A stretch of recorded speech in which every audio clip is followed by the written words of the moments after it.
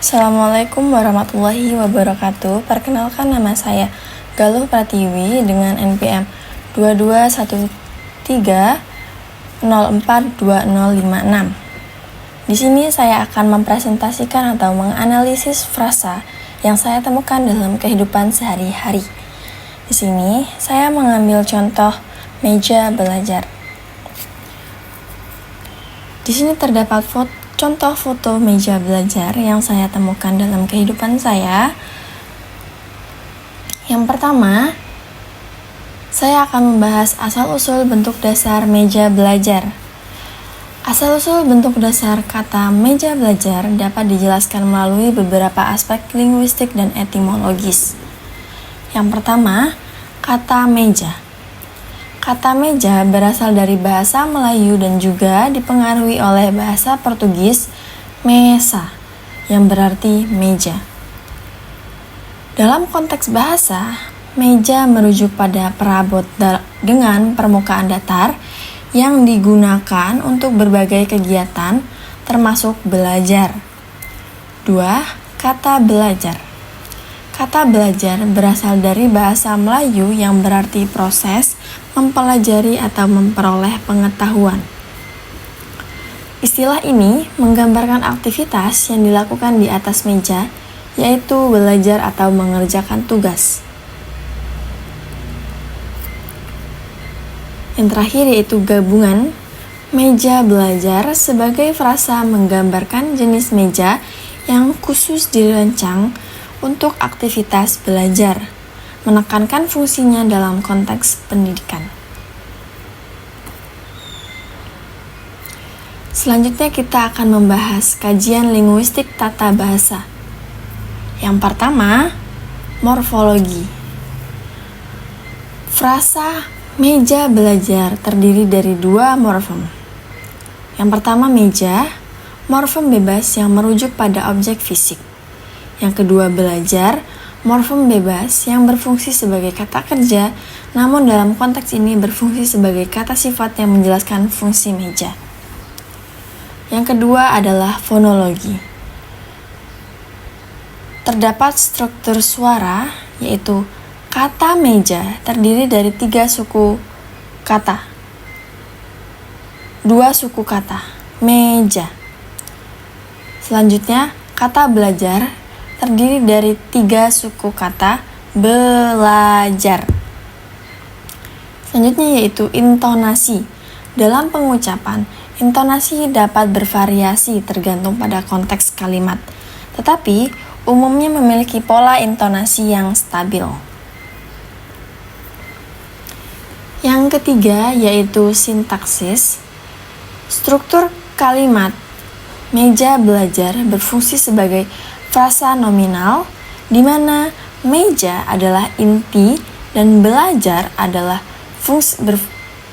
berfungsi sebagai atribut.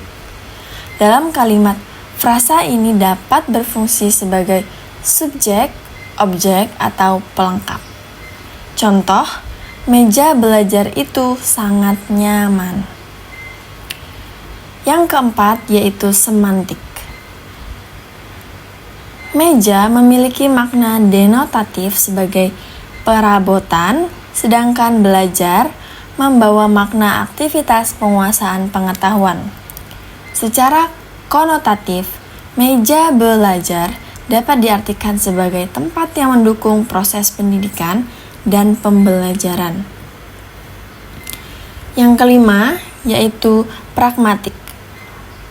Penggunaan frasa meja belajar dapat bervariasi tergantung pada konteks sosial, seperti di sekolah, rumah, atau institusi pendidikan. Dalam konteks percakapan, frasa ini dapat mencerminkan kebutuhan atau diskusi tentang suasana belajar yang nyaman. Selanjutnya, saya akan membahas tentang perbandingan linguistik antara meja belajar dalam bahasa Indonesia dan study table dalam bahasa Inggris. Yang pertama yaitu morfologi.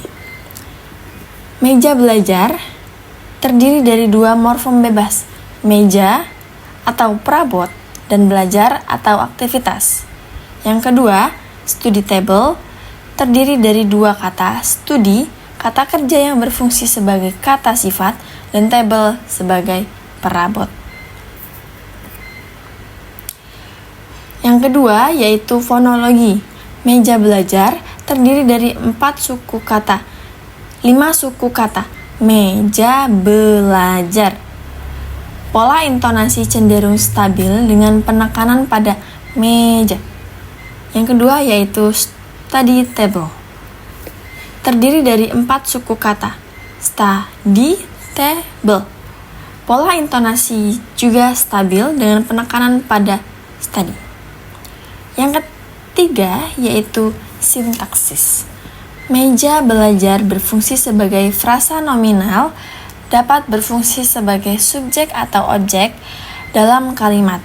Contoh penggunaan meja belajar ini sangat ergonomis. Yang kedua yaitu study table juga berfungsi sebagai frasa nominal dengan fungsi yang sama.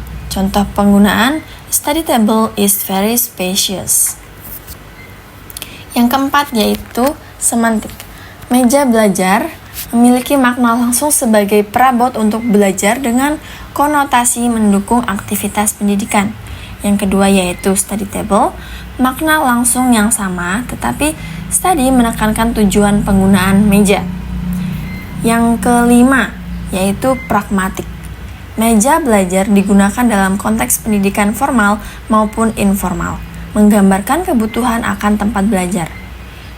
Yang kedua yaitu study table juga digunakan dalam konteks pendidikan tetapi lebih umum digunakan di lingkungan formal seperti sekolah atau universitas.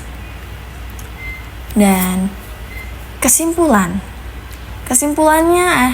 frasa meja belajar dalam bahasa Indonesia dan study table dalam bahasa Inggris memiliki fungsi serupa sebagai perabot yang mendukung aktivitas belajar meskipun terdapat perbedaan dalam morfologi, fonologi, dan penggunaan.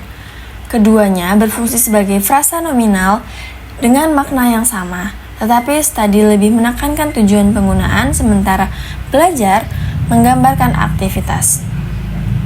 Penggunaan kedua frasa ini mencerminkan konteks pendidikan baik formal maupun informal, menunjukkan pentingnya ruang untuk belajar. Baik, terima kasih. Sekian dari presentasi saya. Wassalamualaikum warahmatullahi wabarakatuh.